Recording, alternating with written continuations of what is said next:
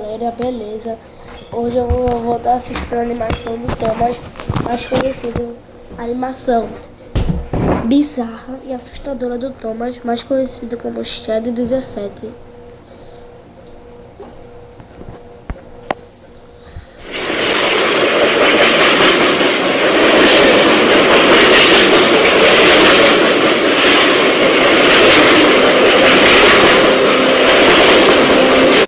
Pra quem quer reagir também, o nome desse canal é PAULSVIDS,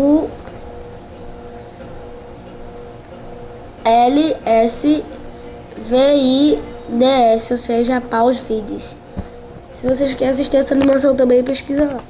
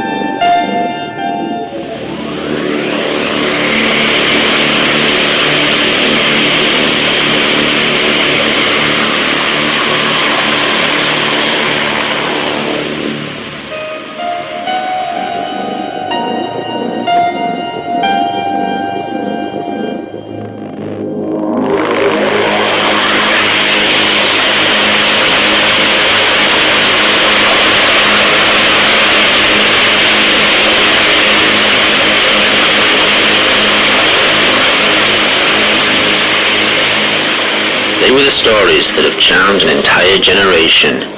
From the books to the television series, people around the world have grown up with the railway stories, and all their cheerful characters.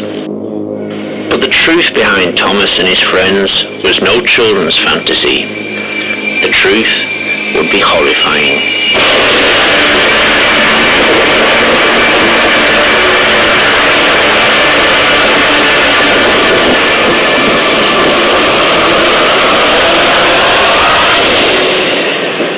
It is 1945, and the remote island of Sodor, off the northwest coast of England, has emerged from the fog of World War II, relatively unscathed and untouched.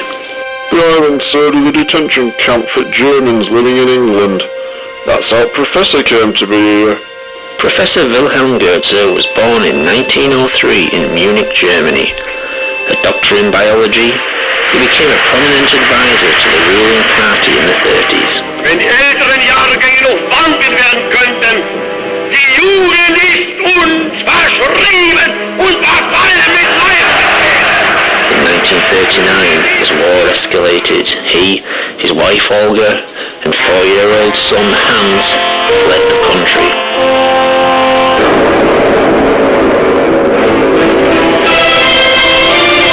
Ja, ich habe nie einen solchen Befehl bekommen. Er hat einmal gefragt, nicht wahr? Am 14. Mai 1942 war der Großadmiral Räder und ich bei ihm. That's what he wanted people to believe. The fact is, his experiments were hard to stomach even for his own people. In truth, he had become a prominent figure in the government, but as his work progressed, questions and objections had been raised in the higher echelons of the Reich. His work with genetics and DNA was truly pioneering, the tracking and manipulating of the human genome. What Professor Goetze was most successful in, however, was keeping his history a secret until his death. In an attempt to gain favour among the German hierarchy, Wilhelm Goetze was at the forefront of the government's most fanatical policies. In 1938, he was influential in instigating the infamous Sajmarnacht, the Night of Sawdust. But, as his experiments advanced, he became a much less popular figure and soon feared for his and his family's lives. As soon as he escaped to England, he was banged up here. But the locals were nice to him. There was no hostility, and many of them chose to live here after the war. Following their release, Professor Goetze, Olga, and young Hans chose to remain. After studying under his father, Hans left at the age of 18 and went to university on the mainland, studying biology and engineering, writing several pioneering papers about genetics and the splicing of DNA with mechanical implants. He called it biofusion, the technique of manipulating genetic material to splice with mechanical attachments. However, much like his father, the British government became more and more. Calma aí, por que apareceu o coração ali, a parte humana? 38, he was influential in instigating the infamous Sajmarn Act, the Night of Sawdust. But, as his experiments advanced, he became a much less popular figure and soon feared for his and his family's lives. As soon as he escaped to England, he was banged up here. But locals were nice to him. There was no hostility, and many of them chose to live here after the war. Following their release, Professor Goetze, Olga, and young Hans chose to remain. After studying under his father, Hans left at the age of 18 and went to university on the mainland, studying biology and engineering, writing several pioneering papers about genetics and the splicing of DNA with mechanical implants. He called it biofusion, the technique of manipulating genetic material to splice with mechanical attachments. However, much like his father, the British government became more and more concerned with Hans Goetze's proposals. So he was forced to seek financial backing from home. His dad left Germany with quite a few bob, so Hans came back. He saw our little island as some sort of refuge where he could work in peace. Soon every nutcase and eccentric was coming over.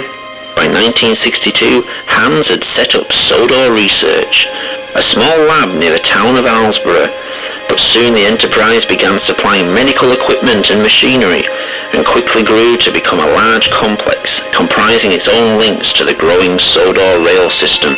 Young Abby Collins from the town was working there when Professor Hans took a liking to her. Soon they were married, and not long after, the town was buzzing with news of her pregnancy. Baby Thomas was born in 1968. Esse é o filho deles. Ó, que cara de psicopata. O filho desse, esse menino aqui pequeno tem a cara igualzinha do Thomas. E o Thomas só apareceu. Essa animação é do Thomas. Se o Thomas só apareceu no início da animação, não apareceu mais até agora. Throughout the early years of his life, he would watch the growing railway network with fascination. He couldn't get enough of trains. His dad bought him one of the first video cameras, and he'd be on the platforms every day. You could see me in some of those tapes. Hey, Mr. Hartley. Morning, Thomas. But he was friends with everyone, even that simple bloke who could only say where he lived. Sodor. But his favourite trains were the old steam engines. Steam engines were a dying art on the British mainland, but Hans also had a fondness for them, much like his son, and liked to keep them running for our purposes, taking orders from the ramps to the growing docks, or to the mainland to be transferred to modern postal express trains. But as the Sodor rail system expanded, it found itself increasingly under the supervision of the new British rail network and appointed a new controller. Right, get off my f***ing platform! Sir Topham Hatt. Born into money, he took his ridiculous name to heart and started wearing a top hat all the time. Of course, the islanders had a different name for him. Fat bastard. You've never met such a cold-hearted as him. He banned all steam engine volunteers and cut most of rail employees. Shut down the branch line and the smaller stations. He was happy to let the railway rust away, just like they did to the main line. But the fortunes of the railway were about to take a profitable turn, a stroke of luck for the island that would result from tragedy. Tô dizendo, esse menininho parece mais com o Thomas do que devia. É sério, aquele menino parece... Come on, we're gonna be late. time! Thomas, get moving! Young Thomas loved following the railway. He'd be out all the time, hoping to catch a new train on his camera. 11:45's coming through soon. He won't wait for us. Unfortunately, he didn't take as much notice of the safety signs. I'm not being rude. Have we missed it yet? Wait for the 11:45. Tá amarrado, velho. Esse homem aqui tava aqui. Daí o cara olhou pra lá, o cara se teletransportou e ele não mostra a cara. Never mind the 11:45. It must be late again. Thomas, come on. It's always held up. Ah, pelo menos agora ele mostrou.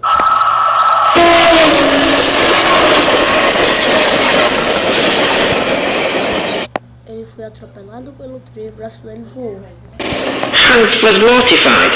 He disappeared from public view and into Mano, esse menininho parece muito com o Thomas. the labs. Locking himself in, he wouldn't allow anyone in there. Eventually his father Bill Aquele menininho, o corpo dele é de humano, mas a cara vai igualzinha do Thomas. came to see him. In a few days, a major laboratory had been locked down, followed by an engine maintenance shed, which was to become off-limits to all. All production was shut down, orders weren't met, but the two Professor Godzers didn't care. More and more equipment was being delivered daily, but no one was allowed in Shed 17. Questions started being asked on Sodor. Where were the Gertzes? Would there be no funeral for young Thomas? And where was the body? It arranged for Tom Aquele menino parece muito com o Thomas, corpo de humano, cabeça de Thomas, velho. was to be transferred to a mainland hospital. He'd been taken to the complex but was never moved by rail. We all assumed the obvious, he was still in lab. But if Thomas was there, was he still alive? And what was the purpose of keeping him at the complex? Almost a year after the accident, the doors of Sodor Research were reopened. In an open invitation to the people of the island, Thomas rolled out of Shede. Ó o Thomas aí, ó. Eu tava falando que não tava aparecendo o Thomas mais, mas é o Thomas aí, ó. 17. It took me a moment to realise what it was I was looking at. He looked at me and said, Hiya, Mr. Hartley. it dawned on me what Hans Gertzer and his dad had done. One woman passed out as Thomas smiled at us. I had to run off around the side of the shed. Hey, are you alright, Keith? As news spread across the country, the world's media rushed to Sodor Island. They kept trying to interview me. I became a bit of a celebrity. Controversy on Sodor Island. Questions asked about science ethics. It's fair to say I was pretty nervous at times, Played now by Keith Hartley. but I think I put on a brave face. What did you think when you first came to meet Thomas the Tank Engine?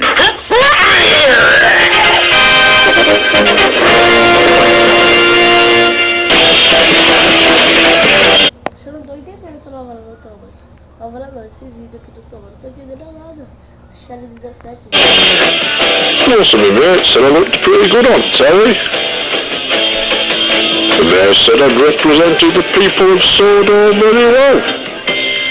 It's important to show you're confident when people are asking you awkward questions. Good evening. An act of mercy or a crime against humanity? I enjoy now by Even when some of the questions got difficult, I made sure I knew what I was talking about. What was your reaction when you first met a talking tank engine? Não entendi porque esse cara azul que eu chamei ele de repórter tá assim, ele vomitou. If you can't make an informed opinion, or if you can't string together two words on Ah, eu disse que aquele cara é um repórter, tava escrito ali TVA. telly, well, maybe you shouldn't be on there. There are two sides to this. Admittedly, the subject matter was a bit bizarre sometimes. There are some dark forces at work here. You're alright, De novo vomitou. as long as you can win over the audience. They're laughing at you. They're not laughing with you.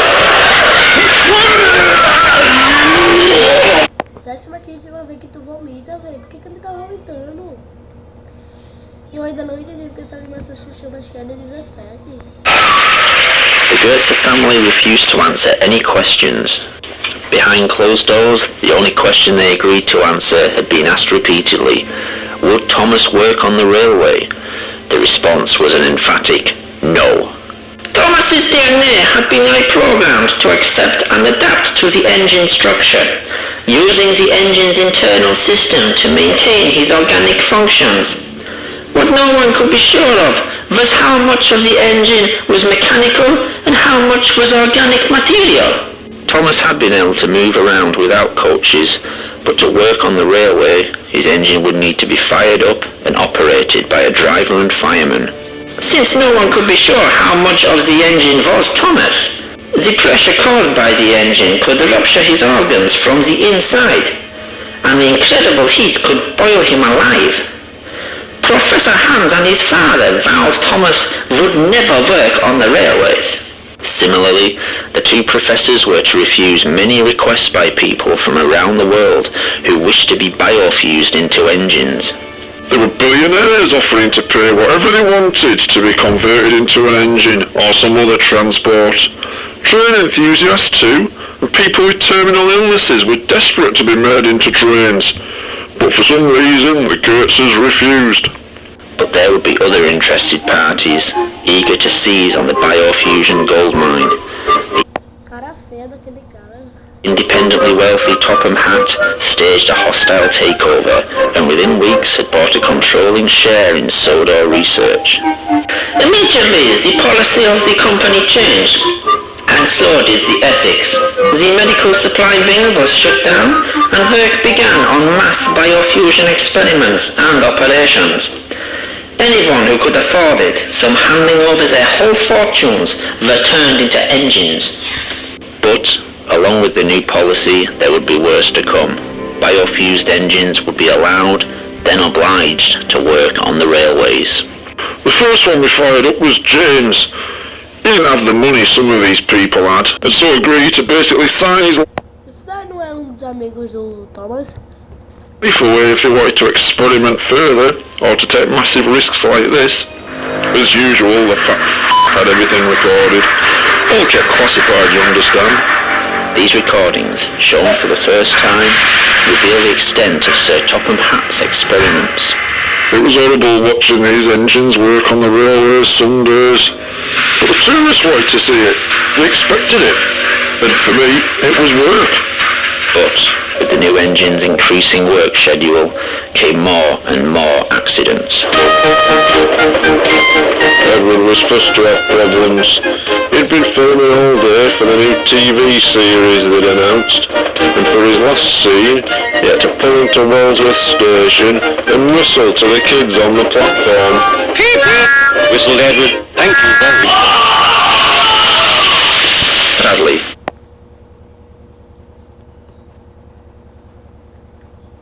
Não, é sério isso. O Thomas jogou sangue na cara dos homens. Olha soltando de groselha. Moço, não é por nada não, mas tem groselha na sua cara. Tem groselha na parede, groselha na mão dele, groselha no corpo todo dele na parede. this was only the first in an increasing number of incidents. Harold had an obsession with aircraft and appeared. Não, eu já assisti algo. Eu já assisti Thomas. Eu não assisti muito, mas já assisti. Mas eu nunca vi esse avião na minha vida. Do Thomas. To become a helicopter. The operation had gone well, but we had to ban him from being allowed to attempt flight. In an experiment kept secret until now, Mavis the diesel engine was to be the first biofused Esse amigo do Thomas aqui eu já vi. locomotive used on the railway. We fueled her up and everything seemed fine. Then things got out of hand. The diesel began to burn her internal organs. Everything organic in the engine was soon burning. Have you ever heard a locomotive scream in pain? We tried rinsing out the fuel tank with water, but by then it was too late. Mavis's body would be kept under lock and key indefinitely. Oxe, o que o homem fez? O homem foi nesse trem, nesse amigo do Thomas aqui, botou gasolina e aconteceu isso daqui com ele. Unexpected use. Parece aquele monstro. Vocês conhecem aquele monstro? Quando lá em Bambam, Garten of Bambam, vocês conhecem aquele polvo verde? Polvo verde não, polvo laranja, que eu esqueci o nome. Ele te leva pra. Ele te teletransporta pra algum lugar. Daí ele te transporta pra um canto que aparece um bicho verde assim. Eu acho que é. Ou eu tô enganado. Mas esse bicho é lá no Garden of Bambam. Ele fica assim com essa cara. Com essa mesma cara, só que ele é verde. Sir Topham Hatt would ban fueled engines from being used on the island. Harold was never told why he couldn't fly, but the decision would keep him alive, if only for... Mano, eu já falei que esse avião não é do Thomas, tem até o homem pilotando, como é que vai ser no Thomas? No Thomas os coisas têm vida própria, eu já falei que esse avião não é do Thomas. little while longer. In fact, unknown to the outside world, there had been many failed biofusion experiments. That fat b**** kept the accidents a secret, and legal disclaimers had to be signed by anyone being biofused. So there'd be no legal action taken if anything went wrong. This footage shows engines being displayed to tourists during the off-season. Many of these engines were failed biofusion experiments and were too ill to work or were already dead. They had to put a stop to that though.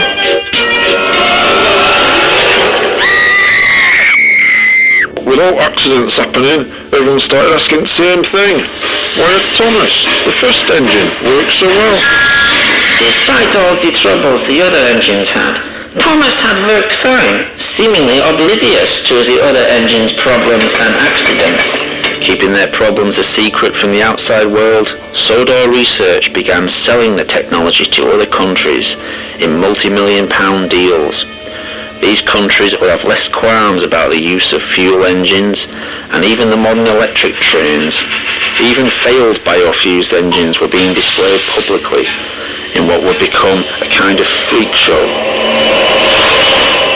To his horror, Professor Hans Goetze saw what this was leading to, slavery of engines, and immediately resigned.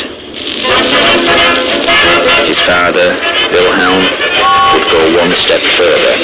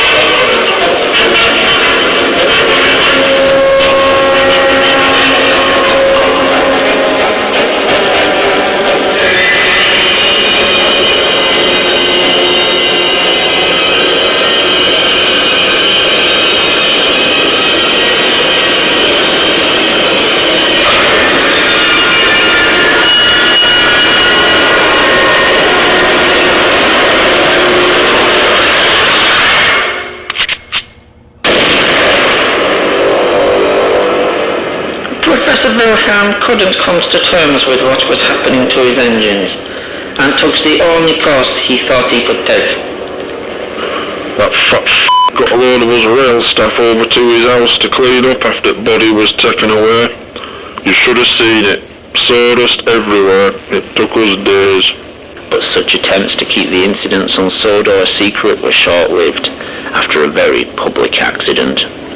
Gordon paid an enormous amount to be Sodor's first 462 configuration engine, much bigger than any other engine at the time. We were terrified that fat shite would make us fire up that huge engine. We were shocked to discover he had insisted on being able to work on the railway. So, one night after the regular staff had finished for the day, Oxe, uma área. Do nada uma área pra ele. some of the rail staff and I Ah, mano, eu conheço esse personagem aqui também. Ele é... Eu não sei se ele... Mas esse homem aí parece muito... Esse trem aí parece muito o pai do Thomas. Muito o pai do Thomas. Quem concorda? Todo mundo concorda, né? Isso daqui parece muito o pai do Thomas. Mas eu não sei se é o pai do Thomas ou é só um adulto amigo dele. up the engine, As usual, these experiments were filmed. This footage has Esse cara aqui é doido. Eu não tenho coragem não. Vocês teriam coragem de ir de noite encontrar com o pai do Thomas, que o Thomas já fez. O Thomas jogou sangue nas pessoas. Daí depois o pai dele, o amigo, não sei. Vocês teriam coragem de ir de noite com a câmera, filmar um trem do mal? Hoje eu não teria coragem não. Esse trem devia estar lá embaixo. Lá em cima, quer dizer. Lá em cima tem duas portas, a porta do céu e a porta do inferno. Ele deve ir pra porta do inferno. never been broadcast before. Dr. Ruth and I filmed it all. It might be a bit shaky. It was handheld. At first, Gordon complained about the heat. Then that turned to pleas to douse the fire. But that fat bastard held us back. He wanted to see what would happen.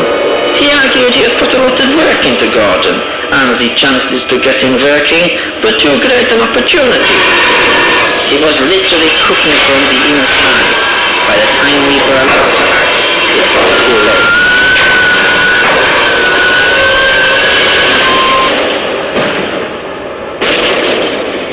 I wasn't as near to him as some of them. All I could do was run.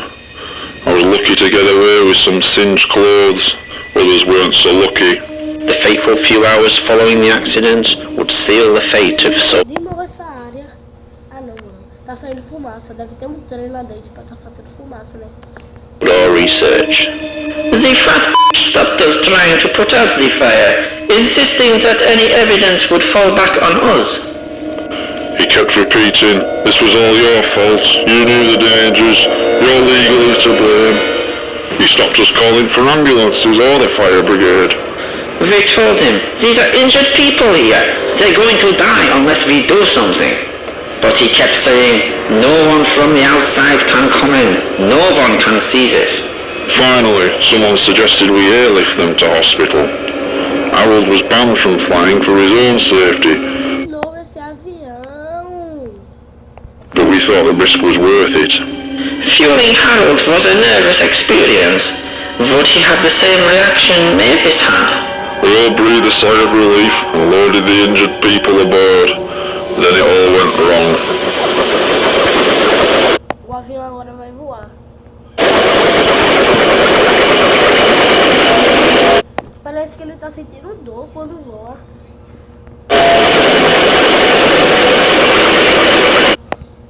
Que tem uma marca de sangue na tela e ele tá girando.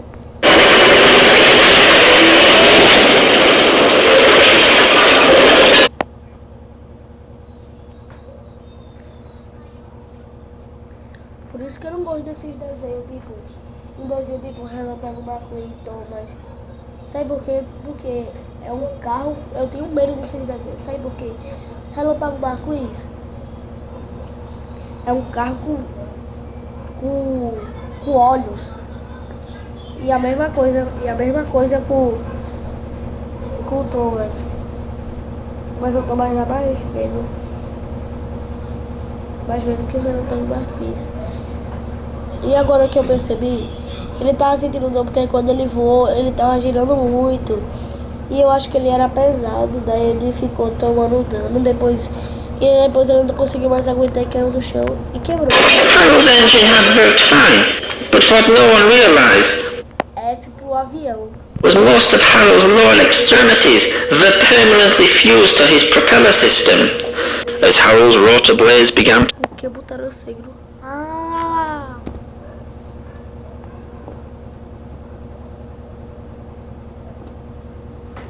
Só agora que eu fui perceber.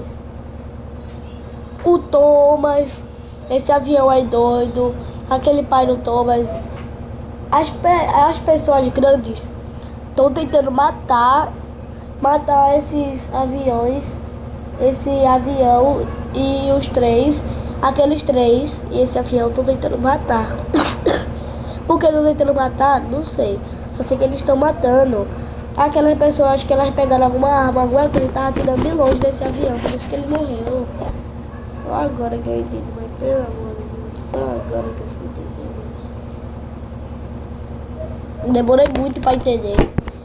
The spin, vital organs would be drawn into the motor and tear him apart from the inside.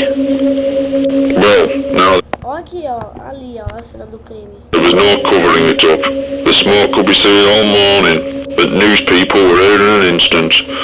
We were told to close gates and start clearing up the mess ourselves, with some help. Henry Thierry was the only 420. Ah, eu já vi também esse trem verde. Também é um amigo do Thomas. Tem dois grandes. Não, tem um grande e um pequeno. Desse verde. Gauge engine on the island, a large engine that had been working on the railway regularly. Fala se essa cara não é de psicopata. He had become popular among tourists and the locals. Henry was called into the yard to help tidy the mess. Working mostly at night, he would cart away the wreckage under cover of darkness. We had to work quickly and quietly. Henry would cart wreckage from the yard away to the sea. Then one night the points were set wrong and we were diverted to another shed. Henry had inadvertently been sent to shed number 17, where Thomas had been biofused into a tank engine and had subsequently been declared out of bounds. It was dark and these sheds all looked the same. I unlocked the doors and Henry rolled in. I didn't see what Henry saw, because as soon as he put his head through doors, he bolted and reversed out. Keith locked the shed up without seeing what was inside. But Henry had seen it all.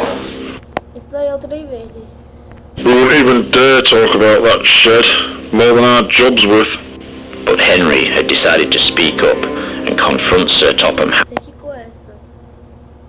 Eu ia dizer que era o trem vermelho, mas todo o trem, até o trem então, mas tem esse negócio vermelho na frente. Mas o resto do corpo é de outra cor. Mas é o resto do... Que corpo! Que corpo! O resto da locomoção, o resto do trem, não dá pra ver porque tá tudo na escuridão do túnel. That night, he arrived at the railway controller's office.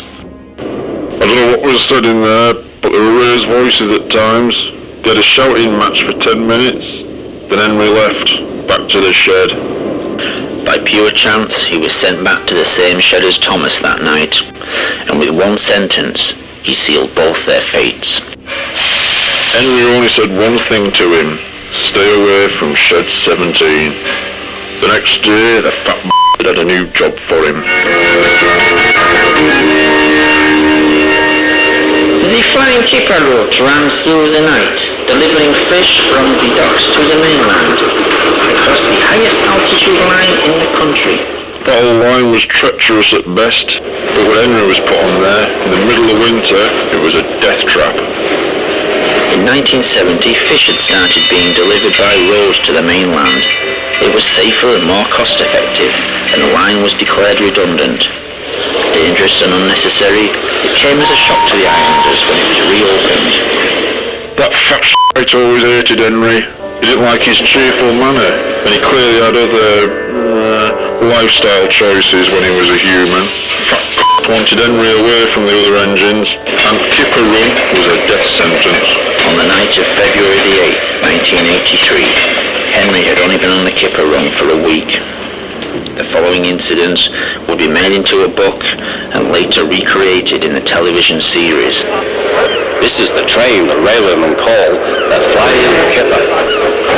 Can you believe they put it in a kid's story? Of course, that fat changed quite a few of the facts. They couldn't know the points from the main line to a siding were frozen, and the home signal should have been set at danger, but snow had forced it down. As the train approached the most treacherous part of the line, unnoticed to Henry, his driver and fireman, the points had diverted them to the adjoining siding and right into the path of another train.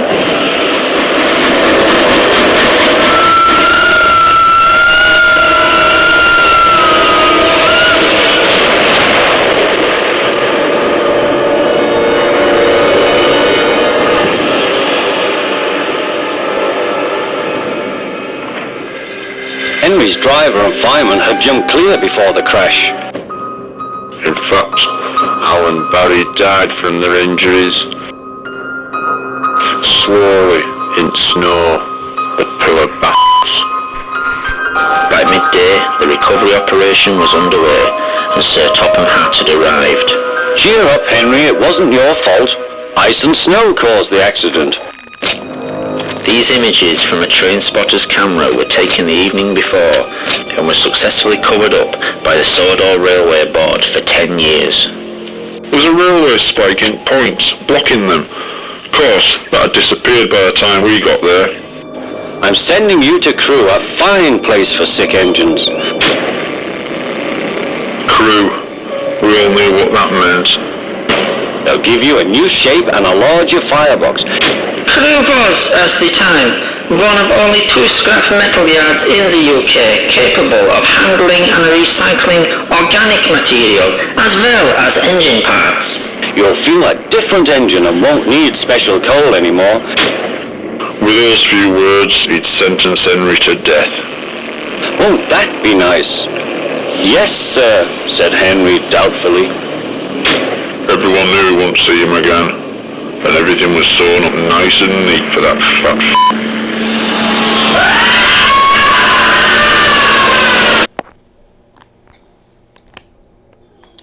Eu tô dizendo, gente.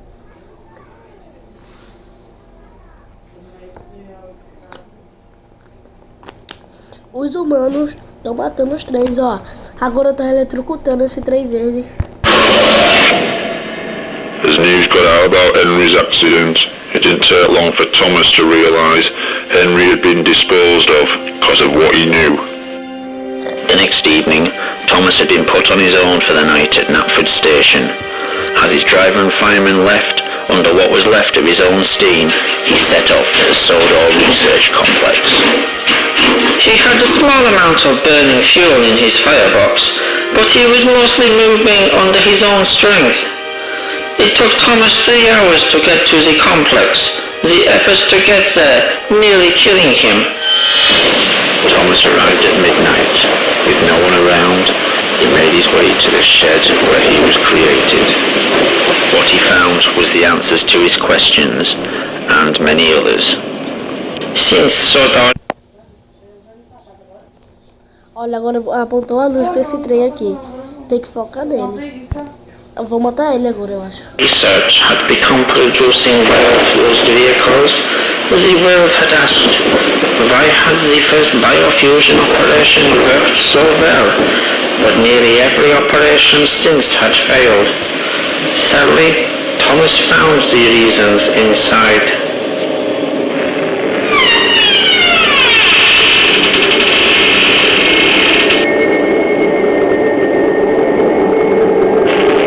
Thomas had never been the first operation. He hadn't even been second. What shed number 17 contained was evidence of several attempts to create a tank engine with Thomas's DNA. These had been early tests made by people with no experience of an experiment on this scale. Uma caveira verde.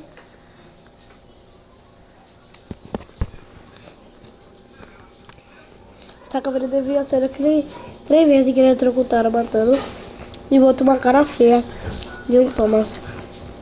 Sodor Research had become producing biofuels vehicles, the world had asked, why had the first biofusion operation worked so well, but nearly every operation since had failed? Sadly, Thomas found the reasons inside.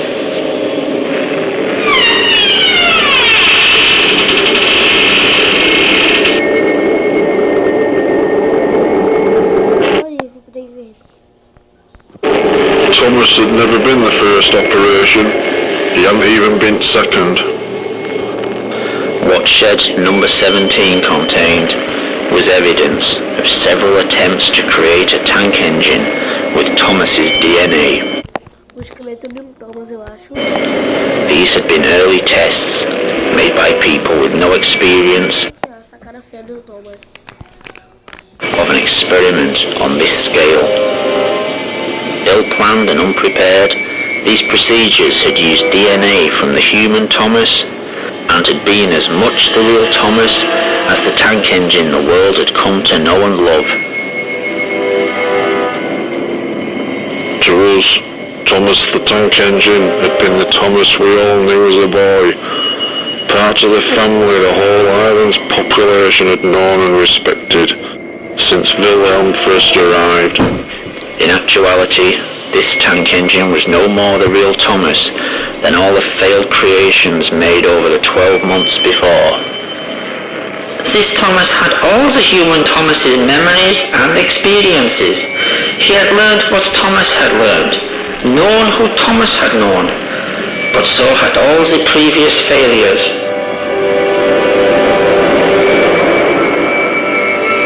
Wilhelm and Hans Goetze had to learn through trial and error how to bring their Thomas back from the dead.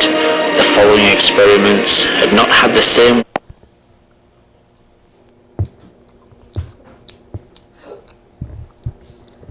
Agora estão explodindo aqui esse Thomas. Esses humanos são fogo, viu? ...work put into them, resulting in the freak engines and aircraft that had developed so many problems on Sodor Island. Aí, ó, todos os Thomas que já foram mortos até agora foram aqueles. And around the world. In Shed 17, Thomas wouldn't discover who he was, but in fact, who he wasn't.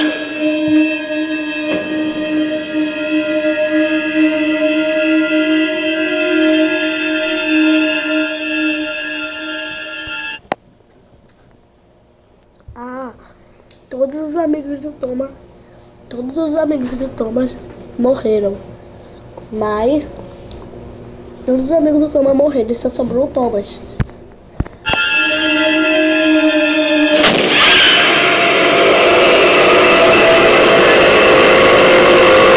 Ontem um Thomas com uma mão.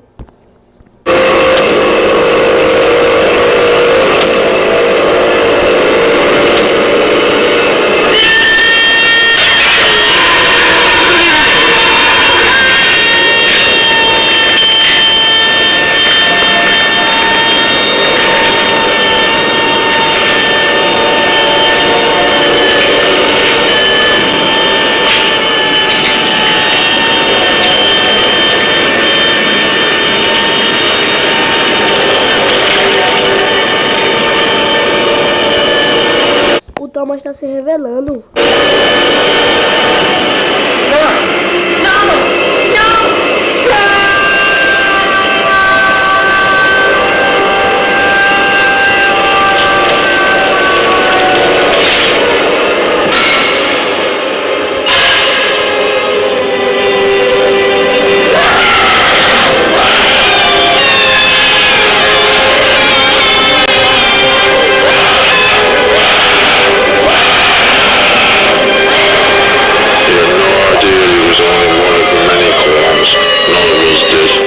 As time passed, we stopped asking all the questions we had at first.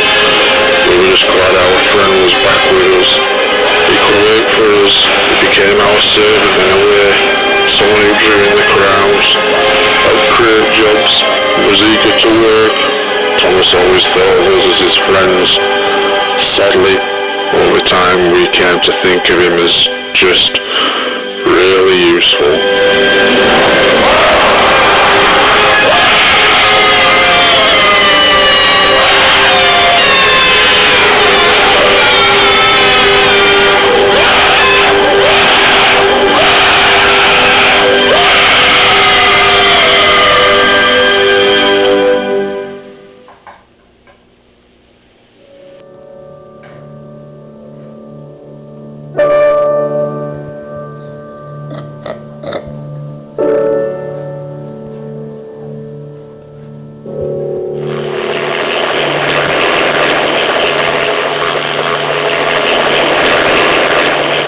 Do Thomas.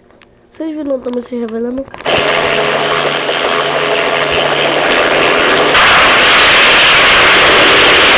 Outro amigo do Thomas bateu em outro Thomas. E também vocês viram, o Thomas na verdade era um esqueleto. Por isso que eu nunca vi um trem com um rosto, né? Como é que um trem não é humano para viver? Na verdade era um esqueleto dentro do trem. Tem um esqueleto dentro do trem. Nossa.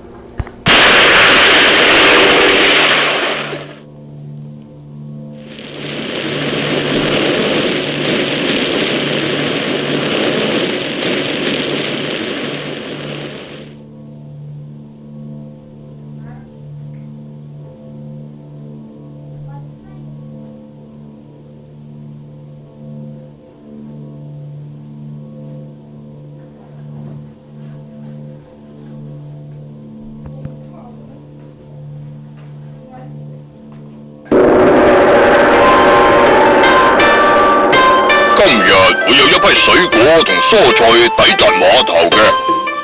我要你將食物送去納卜站，繼續做你自己日常嘅工作啦。Ai, esse homem aqui, ó, tá eletrocutando esse trem.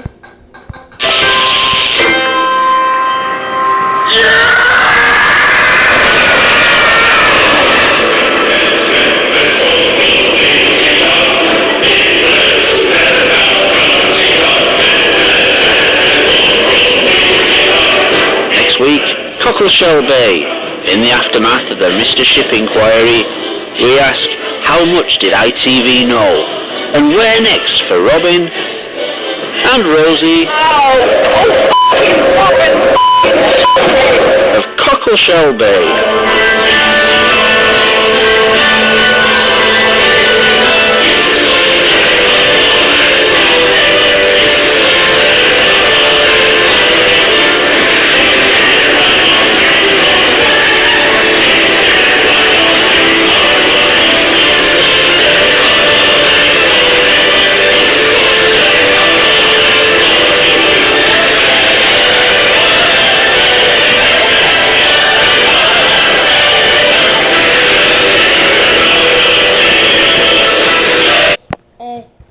Essa foi a animação mais bizarra que eu já assisti na vida.